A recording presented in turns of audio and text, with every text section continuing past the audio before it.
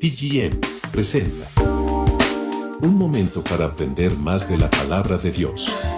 Un momento para fortalecer el conocimiento. Un momento para reflexionar. Llegó el momento de conectarnos con la verdad. Hola mis hermanos y amigos, hoy comenzamos la maravillosa experiencia de estudiar todas las Sagradas Escrituras y vamos a notar que ellas son totalmente congruentes, armónicas y coherentes con todos los descubrimientos científicos. Pues Dios creó la ciencia y la ciencia tiene que ser coherente con la palabra. En 2 de Timoteo, capítulo 3, verso 16, la palabra nos dice: toda la Escritura es inspirada por Dios y útil para enseñar, para redarguir, para corregir, para instruir en justicia. De modo que lo primero que vamos a establecer es que la Biblia es la palabra de Dios. Lo segundo que quiero establecer es que la Biblia es la única revelación absoluta de Dios. Vamos a leer Gálatas capítulo 1, verso 8. Mas si aún nosotros o un ángel del cielo os anunciare otro evangelio diferente del que os hemos anunciado, sea anatema. De modo que usted no crea en esas doctrinas que dicen que se les apareció un ángel, que les reveló unas tablas de oro, que usted tiene un nuevo evangelio. El único evangelio establecido por Jesús es la Biblia y es la única revelación. De modo que el canon está cerrado ya. No podemos adicionarle absolutamente nada. Apocalipsis capítulo 22, del verso 18 al 19, dice: yo testifico a todo aquel que oye las palabras de la profecía de este libro. Si alguno añadiere a estas cosas, Dios traerá sobre él las plagas que están escritas en el libro. De modo que nadie puede adicionar absolutamente nada a esta palabra. Su interpretación es única y tal como fue dada en el momento de que Dios reveló al mundo su palabra. Esto no es de interpretación personal ni de qué es lo que yo opino. Usted no puede preguntarme: ¿qué opina usted del texto? Sin fe es imposible agradar a Dios. Esto no es cuestión de opinión. Esto es una revelación que Dios dio, que está estableciendo que usted debe tener fe para agradar a Dios. Mi opinión no cuenta. Así, nosotros vemos en 2 de Pedro, capítulo 1, versículos 20 al 21, entendiendo primero esto, que ninguna profecía de la Escritura es de interpretación privada. De modo que en este estudio, la interpretación que voy a presentar es la que Dios enseña en sus santas escrituras. No es mi pensamiento, no es lo que yo pienso de eso, ni es mi interpretación. Habiendo aclarado estos 4 puntos, pasamos entonces a estudiar el primer versículo de la Biblia, Génesis capítulo 1, verso 1. Y dice: en el principio creó Dios los cielos y la tierra. Hay algo bien interesante en las Escrituras, y es que la primera palabra hebrea con la cual comienza el libro es el nombre del libro. De modo que la primera palabra hebrea que vemos en todas las Escrituras es Bereshit. Y Bereshit es el nombre del primer libro de la Biblia. Toda palabra en hebreo tiene 3 partes. Como vemos en el gráfico, la primera parte sería el artículo preposición be. En este caso es tanto artículo como preposición, porque en la parte inferior vemos que traduce en él. La segunda parte es la raíz rosh, que al formar la palabra se pronuncia resh. Y terminamos con it, que es quien define si bereshit es un verbo conjugado, un sustantivo o un adjetivo. Generalmente quiere decir inicio la palabra rosh, pero solo en ocasiones muy específicas la Torá utiliza la terminación it con esta raíz rosh, como es el caso de ahora, bereshit. Usualmente se utiliza la palabra rishona para referirse a un inicio, pero aquí es algo muy especial, ya que esta terminación it le da las características a bereshit de un eterno pasado, un principio antes de que todo ocurriera. Es una construcción gramatical que nos transporta al más remoto pasado, cuando solo Dios existía y no había ninguna singularidad, como dicen los científicos. Él crea el universo y ese estallido, que los científicos se le llaman Big Bang, es la creación de Dios de todas las partículas fundamentales con las cuales se crearon todas las cosas del universo. En el momento de Dios crear el universo no existía tiempo, porque no existía espacio ni materia. En ese momento se crea el tejido espacio-tiempo, comienza a transcurrir el tiempo en el universo y comienzan las partículas fundamentales a unirse para formar partículas elementales, como un protón, que no podía existir en el comienzo de la explosión porque la temperatura es extremadamente alta y la velocidad de las partículas no la permitían. Posteriormente del protón se forma un átomo de hidrógeno, que es el componente de las estrellas.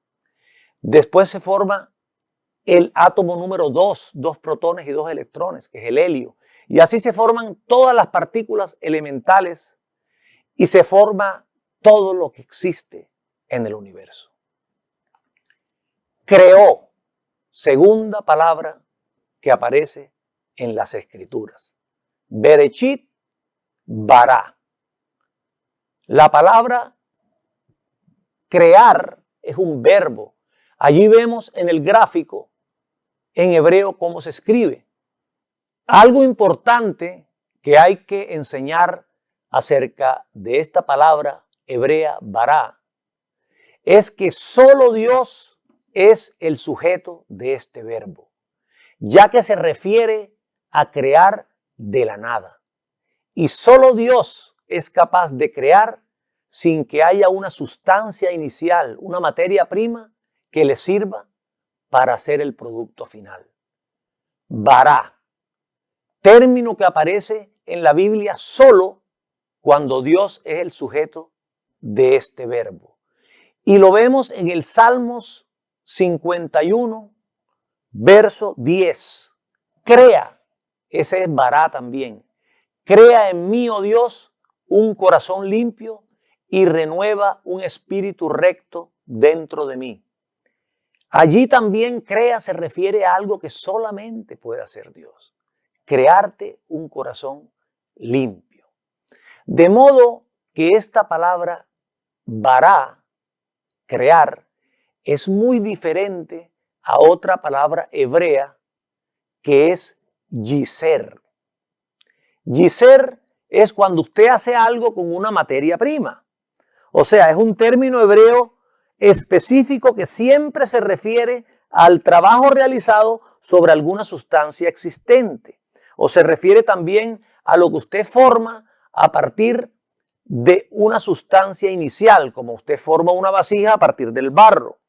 Nosotros vemos que en Génesis capítulo 2, verso 7, El Señor utiliza este término Yiser, ya es diferente a Bará, porque dice, entonces Jehová Dios formó Yiser al hombre del polvo de la tierra.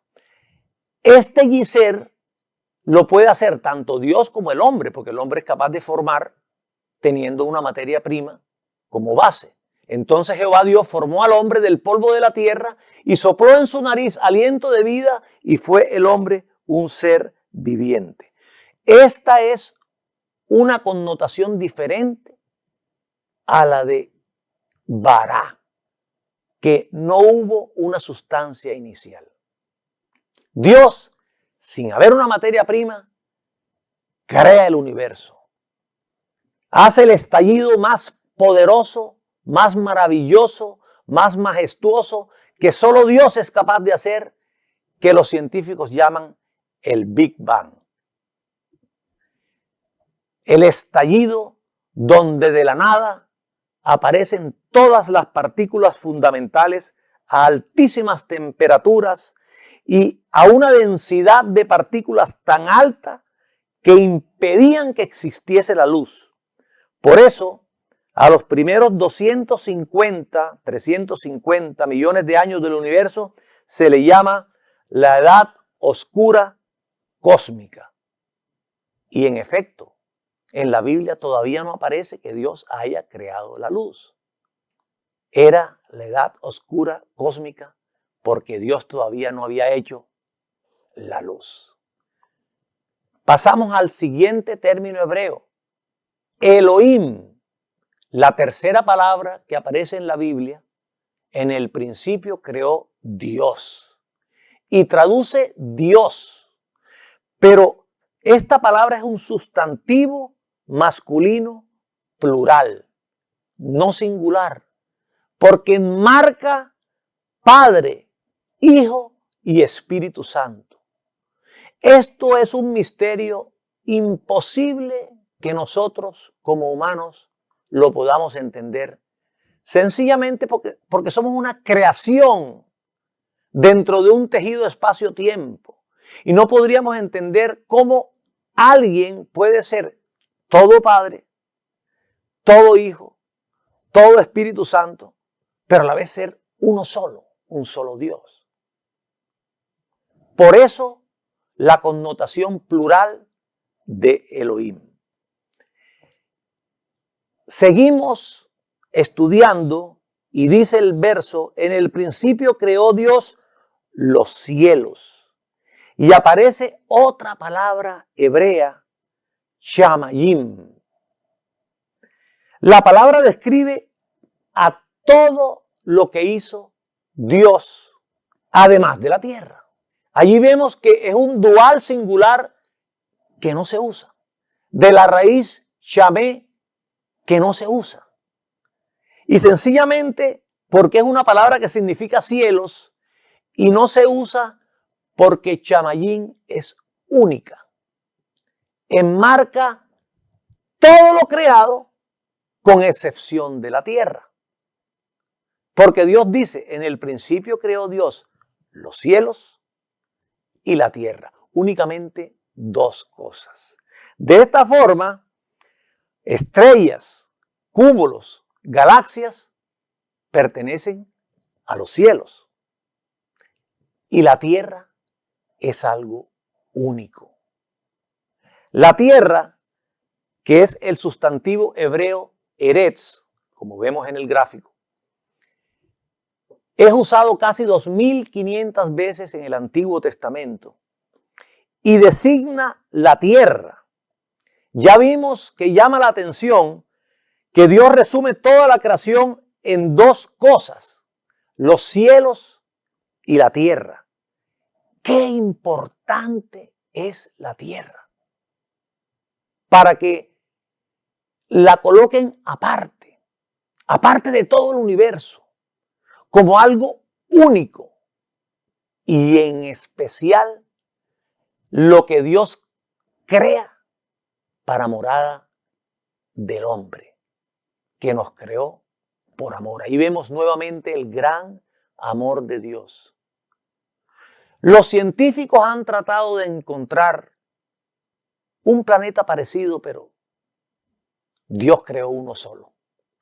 Mi amado amigo, alégrate, porque eres único y Dios escogió una morada única para ti, la tierra.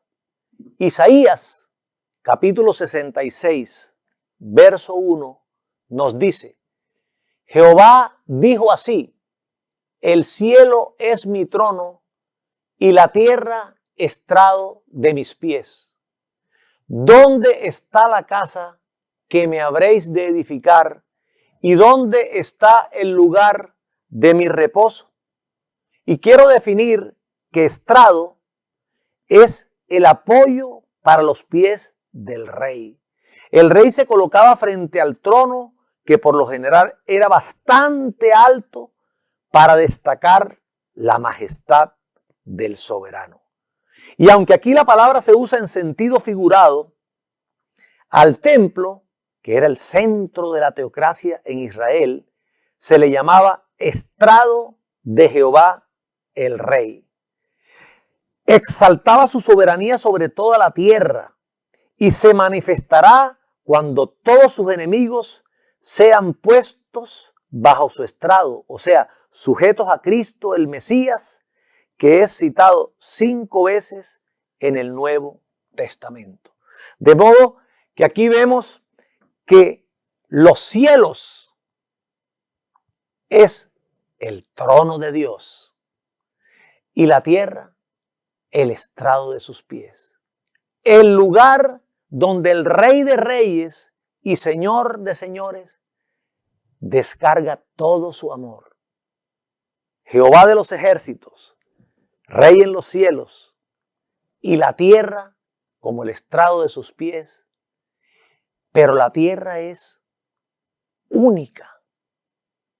Los científicos han investigado miles y miles y miles de planetas y ninguno tiene las características perfectas creadas por Dios para que el hombre habitara. Los científicos van a intentar encontrar otro planeta igual, pero es que ya desde el principio Dios dijo, creé los cielos y la tierra, una sola, no hay más. Hay un solo planeta con una situación en el sistema solar única para que el hombre viva. Hay un solo planeta con una temperatura perfecta en su superficie para que el hombre viva. Hay una presencia en la tierra de una hidrosfera que la cubre, que solamente lo tiene la tierra. Hay una atmósfera perfecta con los elementos precisos para que el hombre viva.